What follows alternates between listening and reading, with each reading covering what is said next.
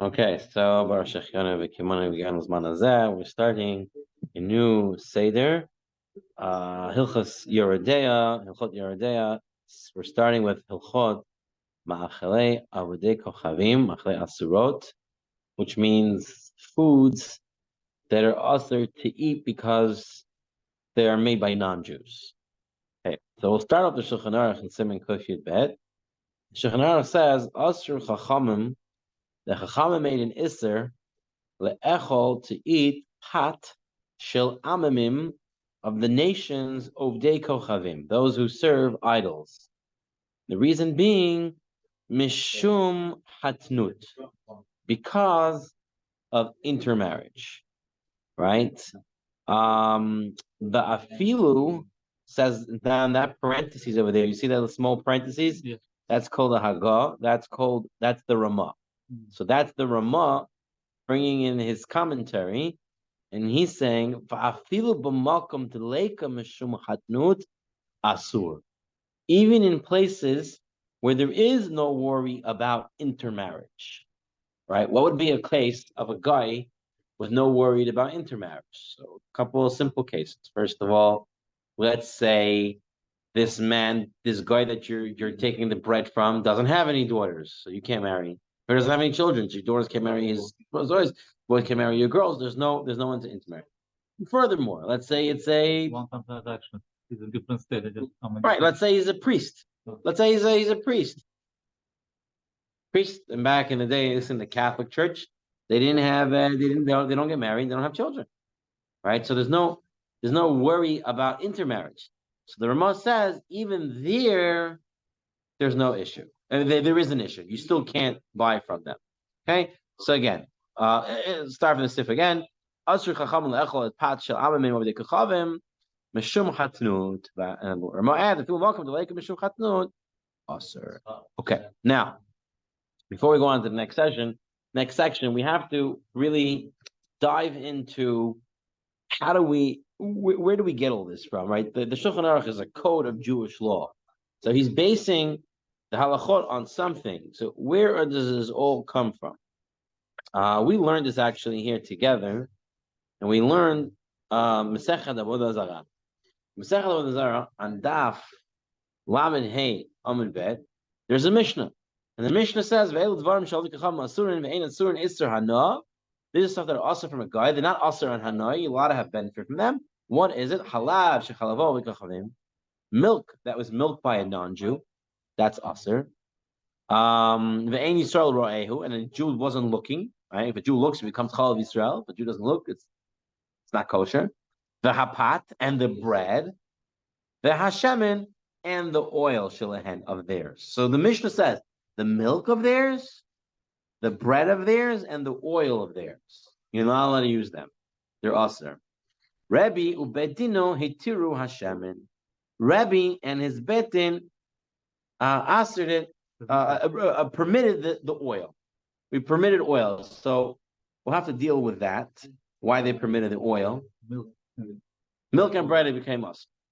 Okay. Now the Gemara says, "Maro chacham," and Daf Lamed Vav. The Gemara says, why did the rabbis decide to make these things aser? So the Gemara says, "Mishum hatnut," because of intermarriage. Which means the way we understand it is that if you have people sitting and eating together, then they get friendly. And when they're friendly, they get to what's it called? They get together, and that will lead for them to get intermarried. Okay. So now there's another issue here that we have to deal with. There's a couple of issues. Okay. Let's start with we'll go in order. He said, Ovdei Kochavim. What does Ovdei Kochavim mean? Yeah, what does Ovdei Kochavim mean?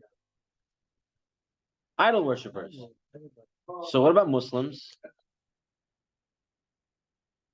According to halacha, Muslims are not serving idols, right?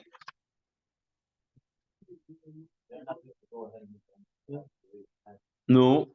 So you're allowed to eat breads of an Arab? So the answer to this is Hatred.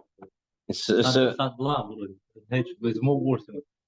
so the answer to this is um, space. So if you see the Pri Megadim, you have the Pri Megadim on the bottom. Pri Megadim on the bottom. You have it there. One second. Let me see. Mm, mm,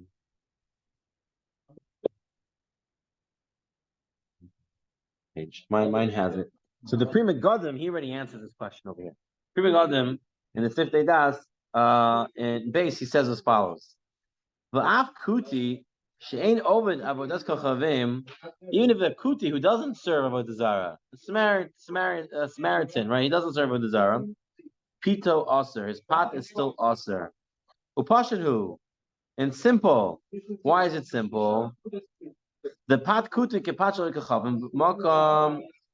Now, why is it that way? Because think about it. Well, the whole reason is you can't intermarry. Can you marry a guy? Can you marry an Arab? Even though he doesn't serve with the Zara. So you can't marry an Arab.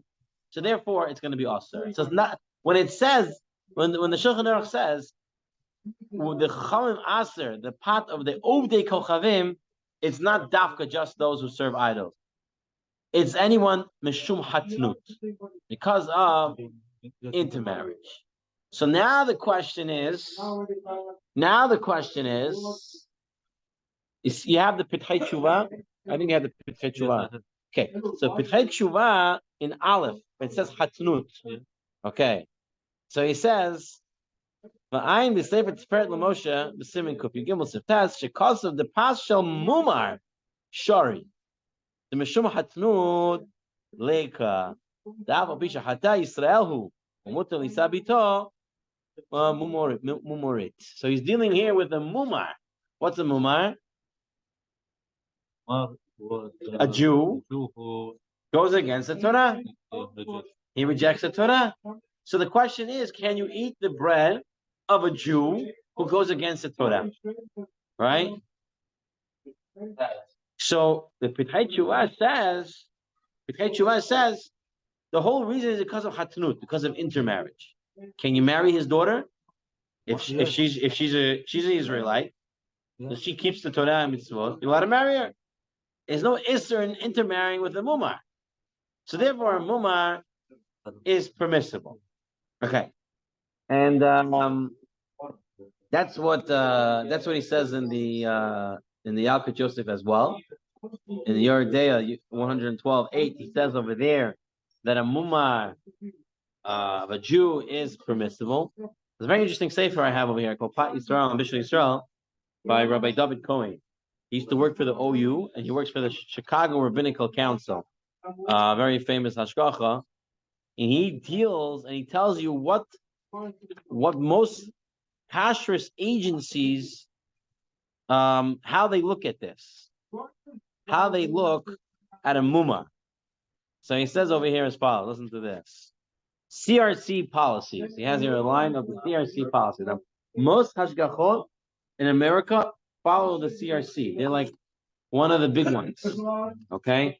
Then he writes this here: if a Jew was raised in an irreligious home and had no meaningful Torah education, is he considered a mumar? So someone who's a tinnik shenishba, someone who grew up in a house without Torah and mitzvot, is he considered a mumar? No. He's a tinnik shenishba. He's not considered a mumar. Right? He doesn't know. So you have some people who came out of communist Russia, right? Let's say example, they were cut off from Torah, and they go into baking bread. Their bread is called Pat Yisrael. They're not considered a mumar, right? As long as the ingredients are kosher, it's called Pat Yisrael. So who is considered a mumar? When we say Israel mumar, who is a mumar? know the truth. Very good. So someone was Shomer Shabbat and is no longer Shomer Shabbat. Someone who knows Al-Khor, he's no longer Shomer Shabbat. He's considered a mumar, the Chalel Shabbat. Okay. Now, He says, what's the policy regarding Yisrael Mumar? Is his bread considered Pat Yisrael? So bread which is intended to be labeled Pat Yisrael should not be baked by a Mumar. However, B'di Avad, if we can make sure that he's using kosher ingredients, we can be lenient and like the Petchei Tshuva, the Igros Moshe Feinstein, and Chacham Ovadia, to allow a Mumar's bread to be considered Pat Yisrael. The Bia Omer of Chacham Ovadia, he makes one distinction. He says depends what type of Mumar he is. If he is a Mumar L'Chalel Shabbat, then his bread is still Pat Yisrael. But if he's a Mumar L'Avodah Zarah, meaning he left Judaism, but he went after Avodah Zarah, even though he didn't grow up in a Jewish home, but he left Judaism and went to Avodah Zarah, then you cannot eat his bread. His bread is considered like the Goyish bread, just like Goyish bread. Okay, so that's on Mumar. Okay, so we have a couple of things that came out so far. Number one, that bread of any guy, Christian, Arab, Kuti, whether he can have children, whether he can't have children, whether he's up for the marriage or not, becomes asur. The whole reason for the asur was because of intermarriage. But we make what's called a low plug. One guy's asur, all the guys are asur. The question about a mumar is someone who's not really Jewish anymore, he's not keeping Judaism. So it comes out that a mumar is going to be considered Pat Yisrael if he grew up in a non-religious house. For sure, it's Pat Yisrael. If he's a mumar l'chalel Shabbat, it could still be considered Pat Yisrael as long as you know everything is being kosher. But if he's a mumar l'avodah zarah, then it would be considered. It would be considered not kosher, right? It would be considered like kosher bread. You should know that the Chazon Ish took a much stricter opinion on this. The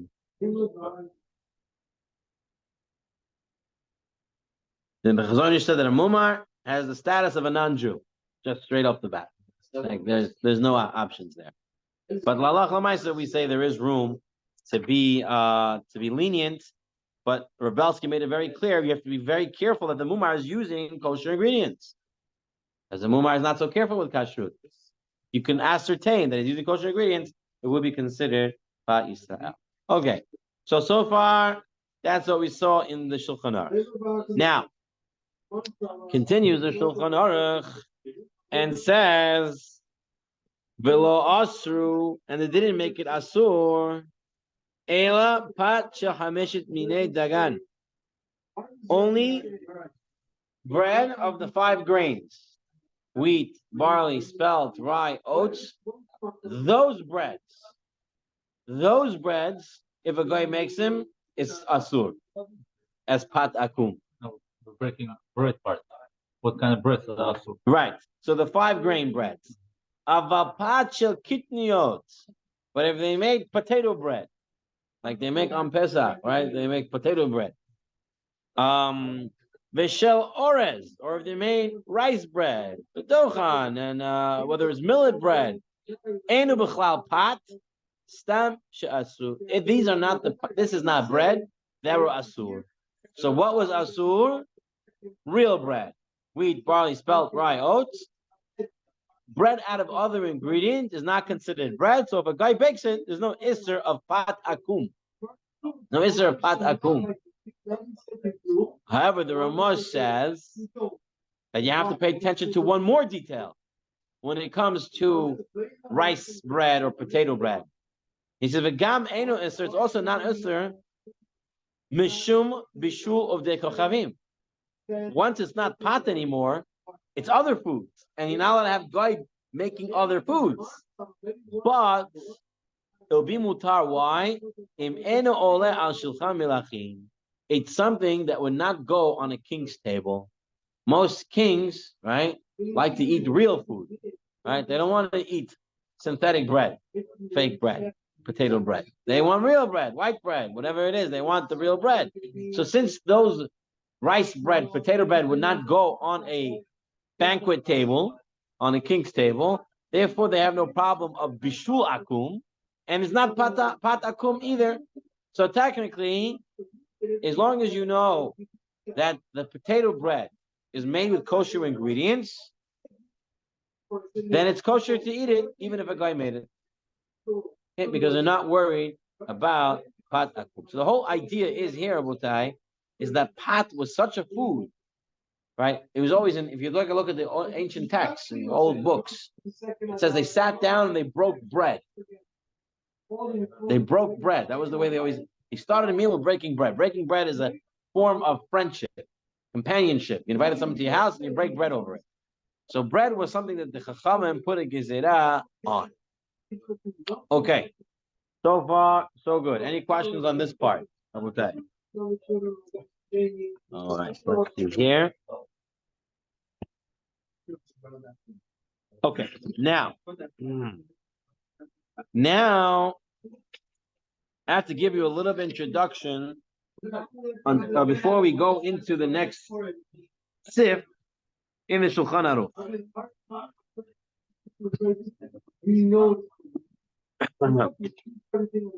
The introduction is based on the Gemara.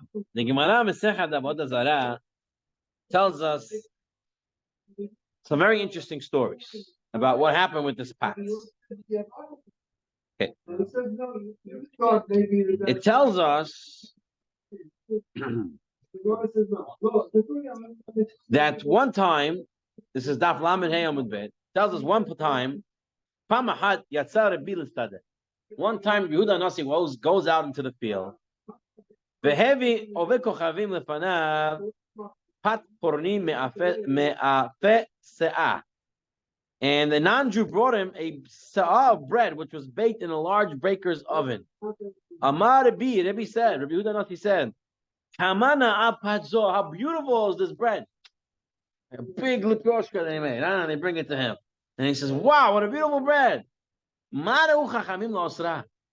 did the rabbi see in this bread that they ushered it? Why did the rabbi say asur? What did the chachamim see to usher it? Because of hatnud. Because of intermarriage. So Rabbi Yehuda Nasi is saying, why did we asur? Why did we asur it? Now, when did it become asur? It became asur in the time of Bet Hillel and Bet Shammai, the students of Bet Hillel and Bet Shammai. Okay, there was a gezerah. There was a day that they made a lot of gezerot. Bet Shammai was the majority, and they put in a lot of gezerot. And they said over there, Pat shel goyim asur. So Yehuda Nasi lives much later, right? He lives later than that. And now he says, why did they make it asur? Such a beautiful bread. So the Gemara says, Ma ro chacham. What type of questions are Yehuda Nasi asking? What did the rabbis asur it for? We know because of intermarriage. The question was, the Rabbi Yehuda Nasi was saying, Ma ro chachamim lo asur basada. What did the chachamim see to say that kosher bread is asur even when I'm in the field? I'm outside. I need food. I can't get kosher bread, Jewish baked bread. Let me eat kosher bread. It's kosher. Why make asur when I'm in the field? So kisovrin, everyone thought kisovrim ha'am hetir rabbi apat belohi. Rabbi lo hetir tapat. Everyone thought Rabbi Yehuda Nasi said that kosher bread is mutar, but that wasn't the case. Because Rabbi Yehuda Nasi say, why is it not kosher? Why they say, Rabbi Yehuda Nasi, why not kosher? It must be kosher. So they went around and saying that it's kosher. But Rabbi Yehuda Nasi said, no, I never said that it's kosher. Then there was another story. One time, Rabbi Yehuda Nasi comes to a place and he sees there's not enough bread for his students. The students of the yeshiva don't have enough bread. Amar Rabbi said, En kan palter? There's no baker in the city? There's no one that could bake bread for the students? Everyone said, Kisovrim ha'am lomar paltaro chavim. They said, you know what? It must be Rabbi Yehuda Hanasi means that a Gaisha baker making bread is mutar. So they put up a sign everywhere, Gaisha bread by a baker, mutar. Then Rabbi said, Hulomar, Ela Palte Israel. He says, no, that's not what I meant. I meant only a Jewish baker. Is there no Jewish baker in the town? So that's what the Gemara says. The Gemara then brings, if we did hold of this story that it actually happened, that Yehuda Nasi was master it, like the people thought. There was a question: how much did he hold that it was mutar? Would he hold that it's mutar only from a baker, only if there is no Jewish baker, or does he hold that a baker is always permissible, or does he hold that it's only permissible if you're in the field and you're not in the city? And the Gemara has different opinions of what he held, what he would have held. The Yerushalmi, and what is that? The Yerushalmi says that the correct ruling is when there is no Jewish bread available, bread made by a non-Jew should be permissible. Meaning when there's no Jewish baker, a Gaisha baker's bread is permissible. Okay? That was the way the Yerushalmi passes. And the Rashba also holds this way. That's what the Rashba holds also. That what? Okay. That's the Rashba. Rashba says, so let's read the Rashba from the Beit Yosef. The Rashba says, the Chol Hechad the Leker Palti Yisrael. Anytime you don't have a Jewish baker, a fila ba'ir, even if you're in the city, mutar li kach mi palter oved gilulim. You're allowed to take it from a guy. Okay, we'll get to that. We'll get to that. Why are you changing the language? Oved gilulim, not oved kafavim. So you're saying they change the language a lot. But this is the Rashba's way of understanding the Gemara. But that's not everyone's understanding of understanding the Gemara. The Tosafot and the Mordechai understand the Gemara a little different. They say that the truth is, you remember how the Shemin, the Chachamim said Shemin was Asur. And then they permitted it. The truth is, why did they permit it? Once the Chachamim make a Gezerah, you cannot just go and permit it. You need to have another bedin that's bigger and greater than them in order to permit something. But there's another way out. If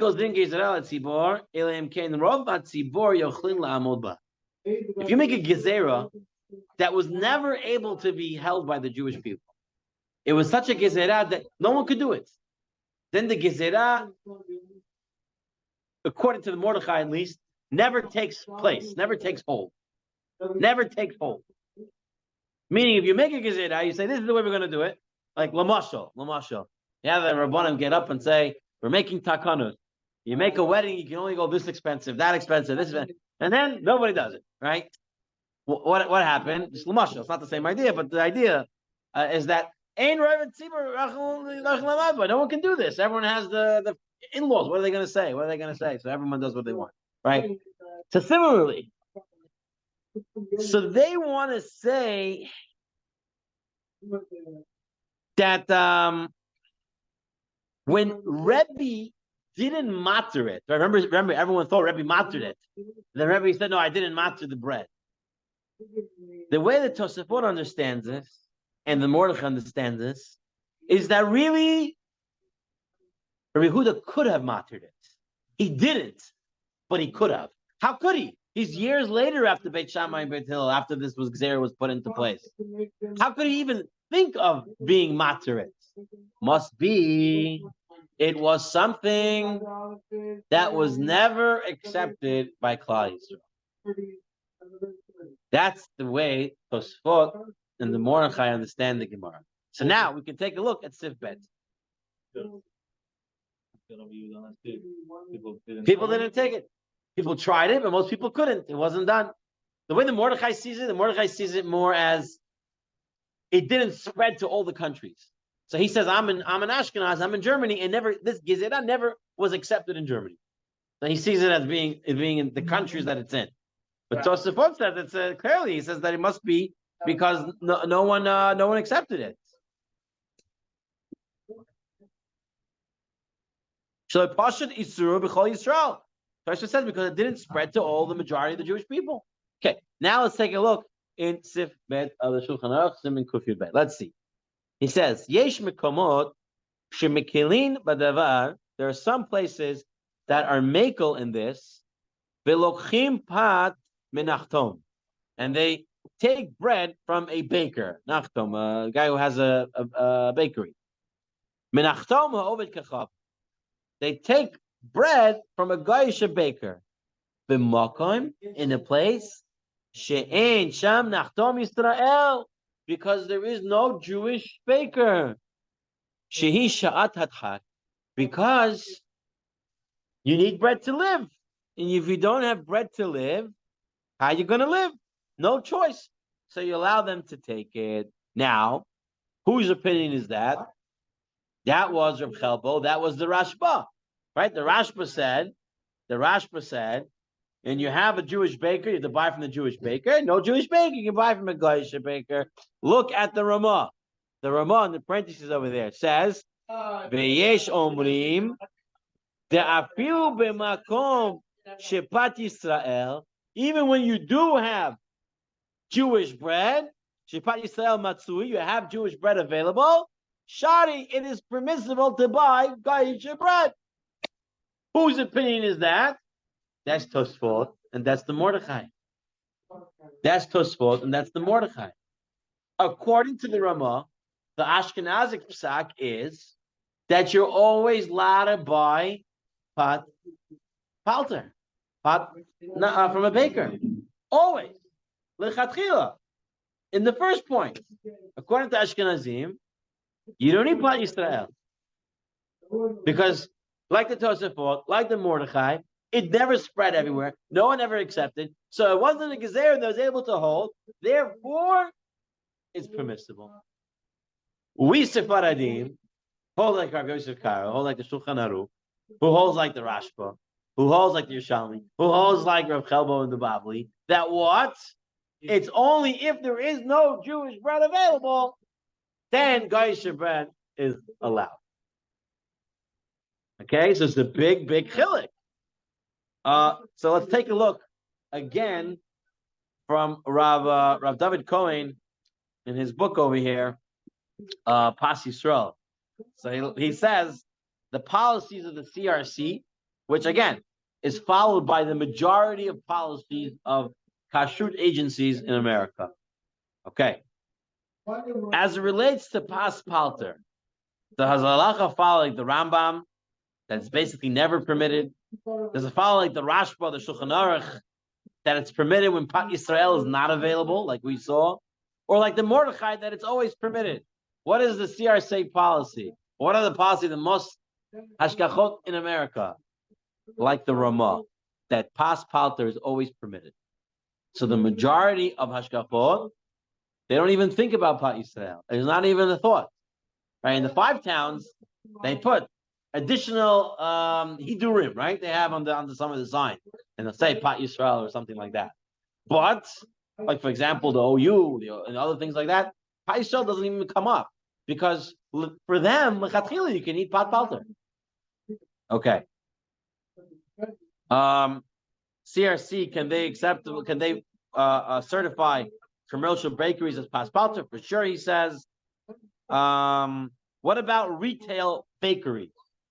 You give, if a hashgacha company gives the Jewish bakery, when you walk into a Jewish bakery, what are you thinking it is? Pat Yisrael or not?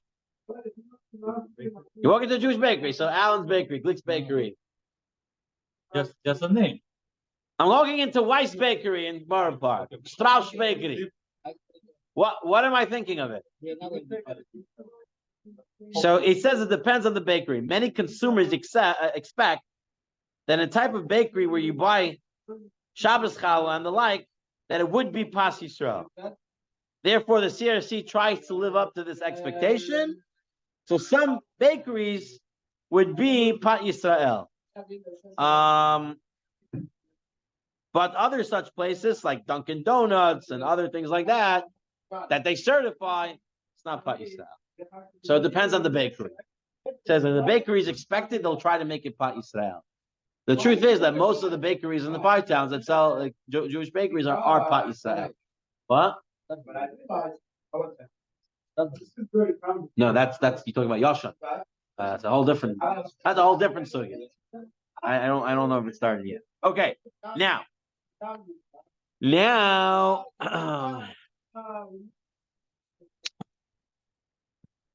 now before we move on, we have to take a look at the shach. Take a look at the shach. The shach, Sifsei Kohen, right? Yeah, on the top, right by the Shulchan Aruch, on the other side. Yeah. So look at Sif Cotton Tet.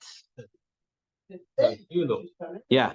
Kazar Chorim, Rab, and Teres Chatas, Reish Klal Ein Hey, Bach, Shikan Nifshat HaMinhag. This is the minhag, to allow to eat pat palter lechatchila for Ashkenazim. Miu katav v'taras chatas sham b'shem hapoiskim de ba'aseret yemei hateshuvah yesh lizaher b'pat shel ovdei kochavim. There during the aseret yemei teshuva, Rosh Hashanah Yom Kippur. Yeah, let's be careful. So Ashkenazim will also be careful not to eat pat akum. Okay,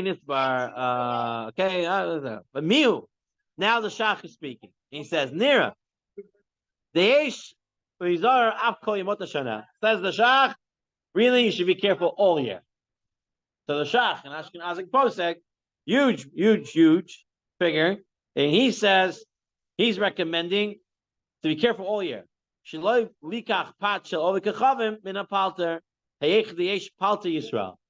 So he's saying like the Rashba, if you have Jewish bread available, don't buy Geisha bread. We're going to see in Sif Hey, even the Shulchan Aruch says that if the Geisha bread is of a much better quality, then you're allowed to buy Geisha bread over Jewish bread, as long as you know it's kosher. So he says that would also be okay. So he's passing like the Shulchan Aruch. Shach is saying to his Ashkenazim brethren, you should follow the Shulchan Aruch for this all year round. There was one more time that Ashkenazim are careful with Pat Yisrael, a little bit more careful than the rest of the time. So you already saw Aseret Yemei Teshuvah. There is another, and that is Shabbat v'Yom Tov. Shabbat and Yom Tov, they try. So the Mishnah Berurah, Hilchot Shabbat, Siman Reish Mambet, Sif Katan Vav, he says in the name again of Hayy Adam that even if one is lenient regarding palter, it is proper to use Jewish baked bread for Shabbat and Yom Tov. So Ashkenazim would be a little bit more careful to get for Shabbat and Yom Tov to get Pat Yisrael bread. Okay, but again, if you don't have Pat Yisrael, you can buy Pat Akum. Or if it's better, you can get Pat Akum. But they be a little bit more careful on Shabbat and Yom Tov. Okay, so far we have it. So we Sfaradim, we have to be careful all year round to try to get Pat Yisrael. They lichatchila Ashkenazim, they can lichatchila get Pat Akum all year round, according to the Ramah. According to the Shach, they should act like us and always get Pat Yisrael. And Aseret Yemei Teshuvah, 10 days of repentance, and Shabbat and Yom Tov, they should try, according to Mishnah Berurah, and others, that they should try to get Pat Yisrael. Let's see if we can finish up this sif for tonight. Okay. Continues the Shulchan Aruch, and the Shulchan Aruch says, Aval Pat Shel Baalei Batim in Sham Mi Shomare Balahakel there is nobody who says that bread of a guy, not a baker, not a bakery bread, but house-made bread. Nobody's matter that, says the Shulchan. Nobody's matter. Why? The whole thing is because of intermarriage. So I can understand you're not going to marry the bakery. The bakery is just a bakery. It's just making bread. It's a business. But if the guy's baking you bread in his house, this is the problem. This is going to lead to intermarriage. That's the ikara gezerah. So nobody's going to be matter this.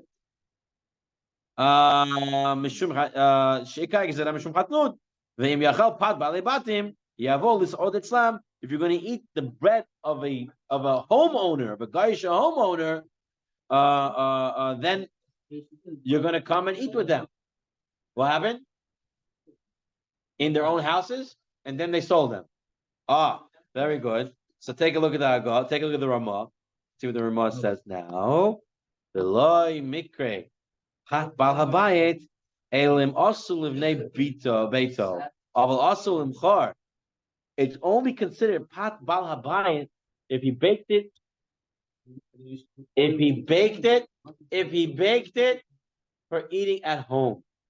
But if he baked it at home to sell outside, it's not considered balabayit's bread, but rather palter's bread. Mikre palter. And even if he doesn't usually sell bread, usually he works as a blacksmith. And then one day he decided to sell bread. He's doing a backyard sale. I don't know what he's doing. A bake sale, right? But he baked it to sell.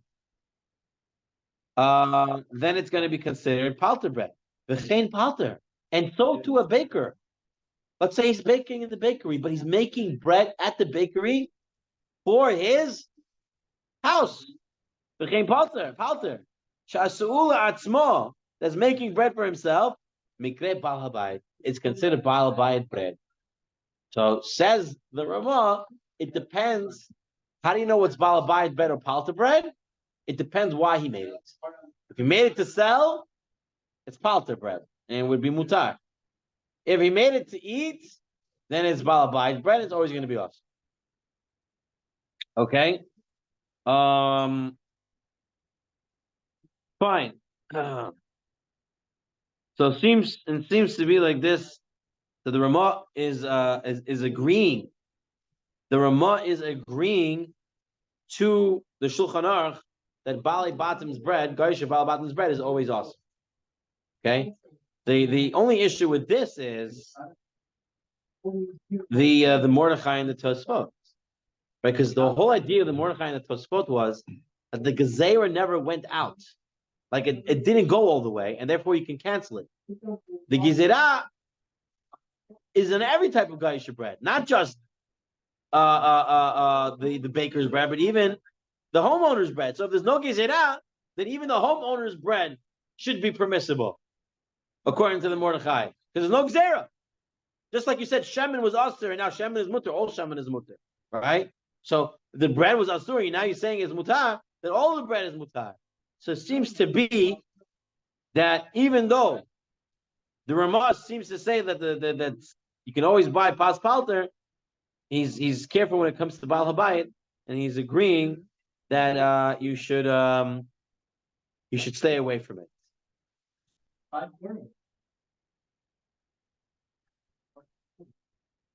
And that's actually right before the Shach Tet that we just read. Right before that, he goes into that. He says the Fila Oton Shenohagu Heter Pat Palter Af Badika Palter Israel Isurim Bepad Shel Bali Batim. The Shach says as well that even those who would hold that a Pas Palter is permissible in the first place, however, Pas Bali Batim would be Asur. Okay, so that's and that's the halacha. That is the halacha. It's like that. The oil, bread, and what was the third one? Milk. Milk. Milk. Those were the three gezerot. Okay. All right. Let's see if we can answer some questions. Try to cancel two. Right. The Shemin was already canceled times in the Talmud. Whether bread was canceled or not depends on how you look at the Rishonim.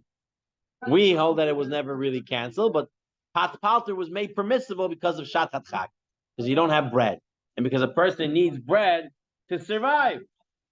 If you take a look at the Shach Vav, right? Shach Vav, Sivkat and Vav, Yesh Mekomot. He says the Lo Naga Heter B'Shemog. They don't really hold this heter, but the Alapat Yechia Adam, because on bread a person lives. Right? He says the Alapat Yechia Adam. Person lives through it, so you can't answer it completely. You can't answer bread. You have to have a way to get bread, because that's the staple of life, is eating bread, at least in their times. Okay, let's see if we can answer some questions on the stuff that we learned today, and then we'll wrap it up for now. All right. First, question is as follows. Best way to learn is to ask questions at the end. It's right, you just learned, so it should be fine. Okay. What were the isurim that the Chachamim put into place, at least from the Mishnah? The Mishnah, we had bread, oil, and milk. And there's one more that we're going to see also is drinks of goyim, alcohol with goyim. Okay, that's also going to be problematic. You're going to see that in Siman Kuf Yudal. Okay. Why is the gezerah pat akum? What did the Gemara say? What did we say? What? Shum hatnut, because we're worried of intermarriage. Intermarriage will also lead to avodah zarah, right? If you're going to marry them, you'll do what they do, right? You'll have a chasham, Christmas tree, right? That's what happens with intermarriage families. Okay. On which bread did the Chachamim make gezerah of pat akum? The 5 grains. Very good. Is there an iser of pat akum, pat avodei kochavim by Arabs who don't serve avodah zarah? Yes, because you still can't marry them, right? Is there a gezerah of pat akum by a mumar? Machloket. If he doesn't know, Then it's permissible. if he knows and he's doing the Zara, then Asur for sure, going to be a omer.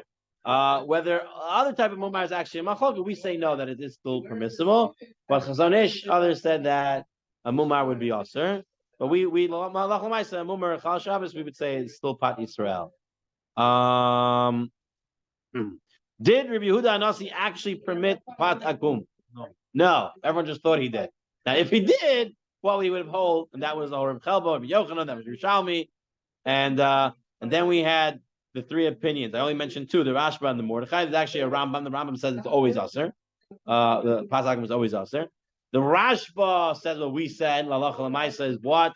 That if there is no Jewish baker, you can buy from a Goyish baker. And the Mordechai said always permissible because the Gzer didn't hold. But even the Mordechai would say pot of a balabait would still be aser. Okay, that was some questions. Let's see if there's any more. Let's see if there's any more. That's our topic here. Okay.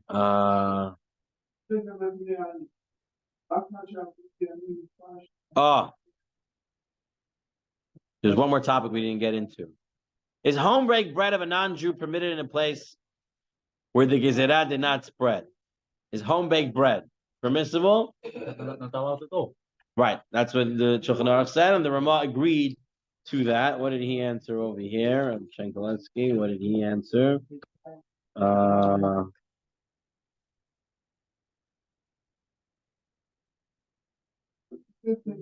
this he's telling it.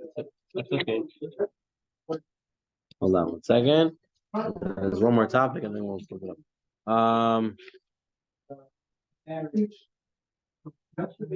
Right. So, like we said, it's Heter Aruch, Ramah and Labush say that baked bread would be baked home bread would always be aser, but according to the Mordechai and the Rosh, it would be permitted because the Mordechai holds as everything was permitted. But Halacha, no one really holds like that. One last question. One last question. What we'll get into.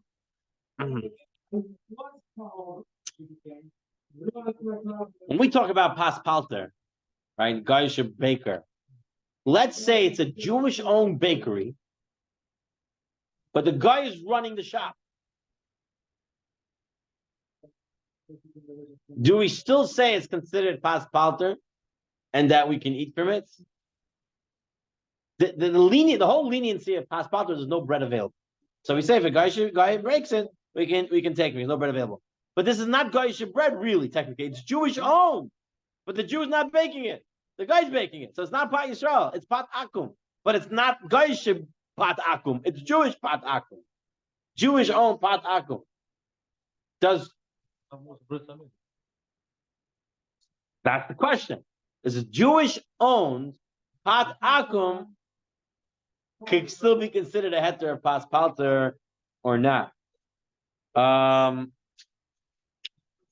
So we'll take a look for a second where this comes from. This is Shach Tivkot and Zion. So he says over here, look at Tivkot and Zion, Ha'ova Kechavim, Davka Pat Oved Kochavim. Only if it's actually pat of a guy. Of a pat Yisrael Sha'afu Oved Kochavim, but if it's Jewish bread that's baked by a guy, Katavatur, Shalona Hagu Bishum Mokom Leheter. You can't make it mutter. Sharehu Kibishle Kachavim. It's considered as a cooked by a guy. So you see here this one. Right? So it's Jewish owned Gaisha baked bread is Asur, according to the Torah. The whole heter, if it's Gaisha owned Gaisha baked bread. If it's Jewish owned Gaisha baked bread, is Asur. That's the Torah. So what about, you said today, you have a lot of Jewish owned companies.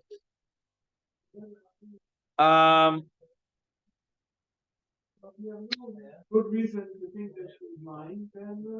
The Igrot Moshe, or Moshe Feinstein, he wants to say that the Torah only means this in a small bakery, where the owner is expected to come and also be a part of it.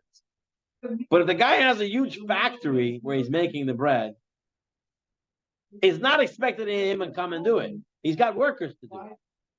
Therefore, it should be mutar, says Rav Moshe. So here, CRC policies.